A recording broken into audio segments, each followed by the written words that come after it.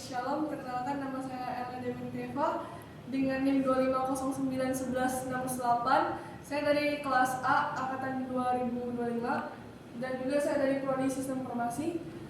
Baik, pada kesempatan ini saya akan mempresentasikan hasil perancangan aplikasi ruang mahasiswa atau rumah berbasis mobile dengan menggunakan pendekatan waterfall.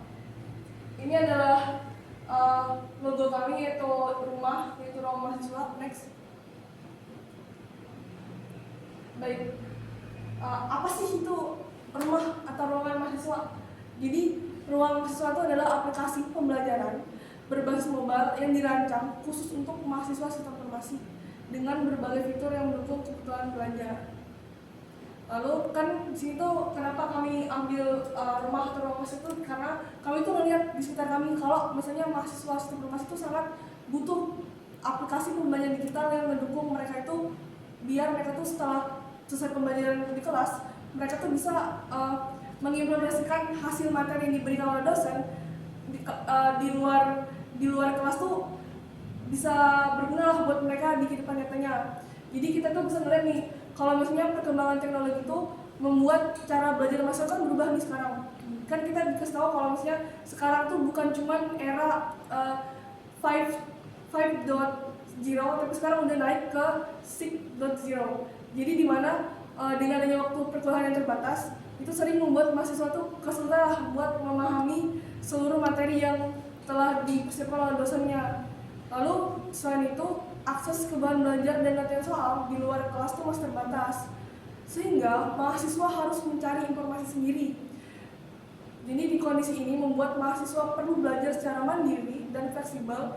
Nah, oleh karena itu, penggunaan media digital atau aplikasi pembelajaran, contohnya adalah ruang mahasiswa itu sendiri, itu bisa membantu mahasiswa sistem informasi dalam mengakses materi, latihan soal, dan fitur-fitur seperti latihan soal untuk membantu mereka mengimplementasikan hasil pembelajaran mereka di kelas. Lalu dengan begitu, proses belajar menjadi lebih efektif, efisien, dan sesuai dengan perkembangan teknologi yang ada. Nah, next. Berikut adalah masalah-masalah dari mahasiswa sistem informasi sendiri.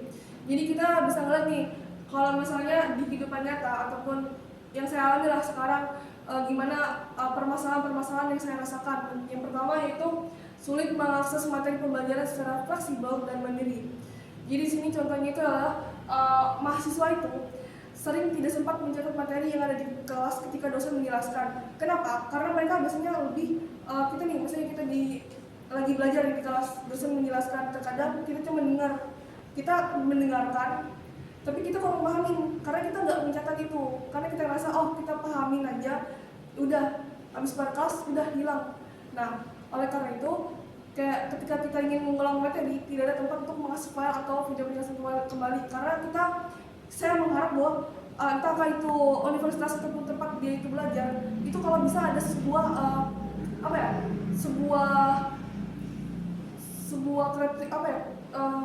teknologi yang membantu mahasiswa itu biar dia bisa mengupdate. Misalnya nih, dia tuh belajar kan materinya di kelas, biar dia tuh bisa mengimplementasikan hasil yang diberikan oleh dosen itu di kehidupan nyatanya. Lalu yang kedua, yaitu waktu perkuliahan terbatas sehingga pemahaman materi kurang maksimal. Contohnya nih, dalam satu pertemuan kan, itu hanya cukup untuk penjelasan kami saja. Misalnya saya di kuliah, itu ternyata satu matkul tuh biasanya 45 menit, 45-90 menit lah. Dan itu juga menurut saya itu kurang buat kita belajar. Karena biasanya itu kadang gini, dosen itu sejam, misalnya dia penjelasan nih, abis itu dia latihan soal, dan itu kurang menyiram ya buat saya, karena itu kita nggak ada prakteknya gitu menurut saya. Lalu sehingga masa itu belum sempat mencoba tuh, ya kan, latihan atau praktek. Nah, akhirnya itu banyak yang pada saat itu belum benar-benar memahami lah apa itu materinya yang udah dijelaskan. Terus mereka pulang, ya udah pulang hilang materinya. Lalu yang ketiga, kurangnya sarana untuk latihan dan mengulang materi dua kelas. Kita tahu kan, kalau misalnya kita nih kuliah, itu pasti ada namanya praktikum kan.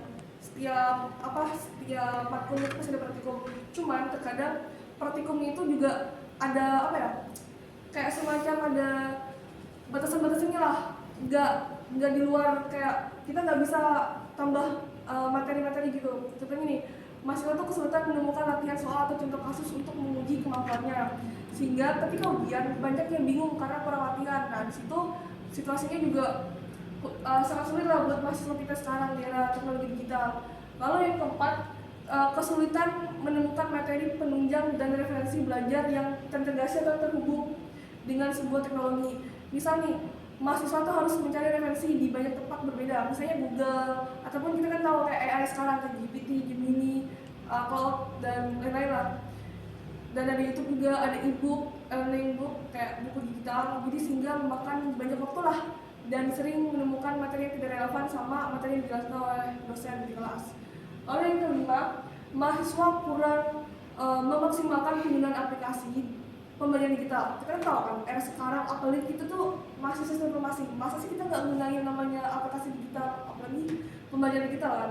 Ini contoh nih ya, kayak banyak mahasiswa itu menggunakan aplikasi pembelajaran itu kayak nggak memaksimalkan lah, ya kan? Mereka tuh hanya menggunakan teknologi itu cuma kayak misalnya medsos segala macam, video random. Mereka nggak pernah gunain itu buat pembelajaran. Misalnya mereka mengunduh materi, mereka tuh nggak memanfaatkan fitur lain kayak misalnya diskusi.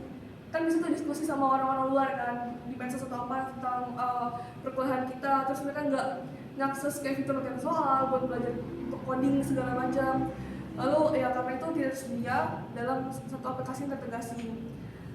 Lalu kenapa adanya ruang mahasiswa yang kami ciptakan itu, kenapa? Karena untuk ruang mahasiswa sendiri itu kami pertama adalah untuk menyediakan media pembelajaran digital di mana itu fleksibel dan mudah diakses oleh seluruh mahasiswa sistem informasi untuk mendukung proses belajar mereka baik di kelas maupun di luar kelas.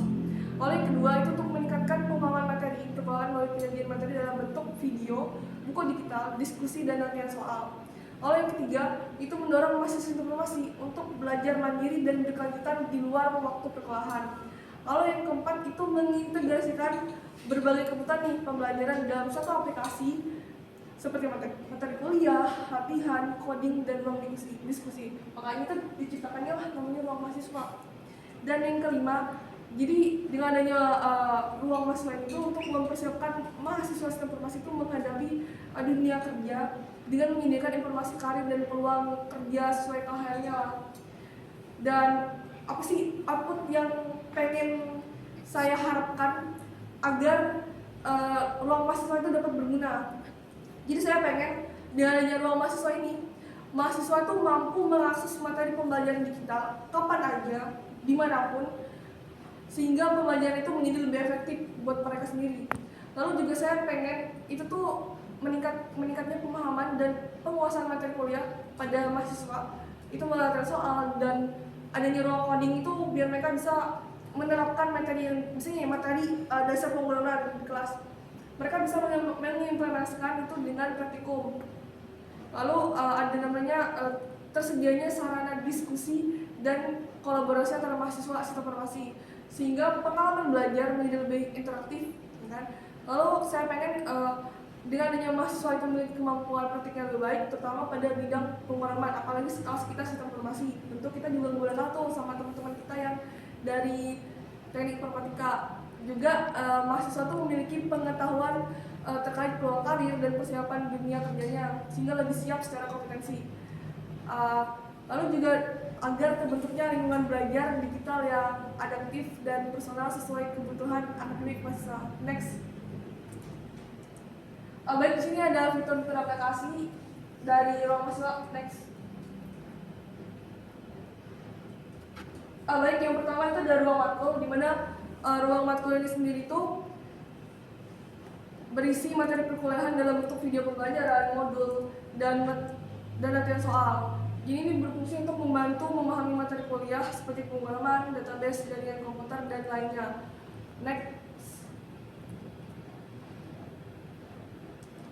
Next itu ruang baca, di mana di sini tuh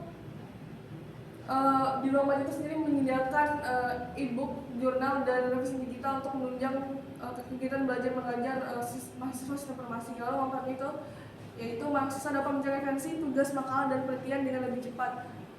serta juga dapat menambah wawasan melalui sumber literatur yang terpercaya dan relevan dengan sistem informasi sendiri. Next,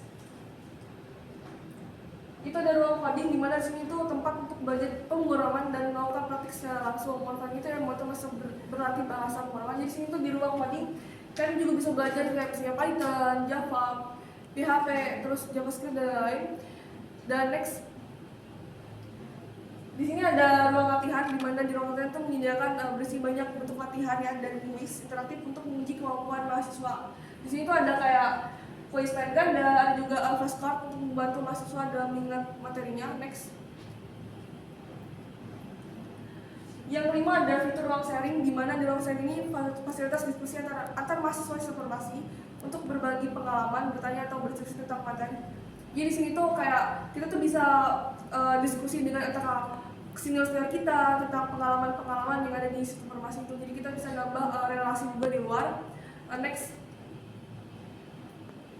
baik, di sini ada yang terakhir yaitu ruang karir, di mana ruang karir itu sendiri memberikan informasi prospek kerja, pelatihan, sertifikasi hingga lowongan pekerjaan.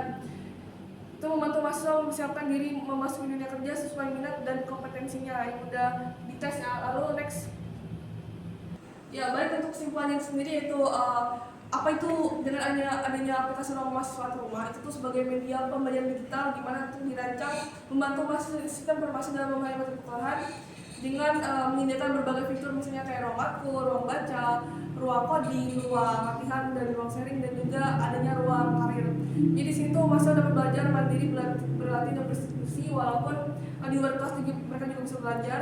Dan semoga dengan adanya aplikasi rumah atau ruang mahasiswa yang dibuat kami ini, semoga itu dapat meningkatkan motivasi belajar para mahasiswa serta dapat meningkatkan kemampuan keterampilan mereka secara nyata.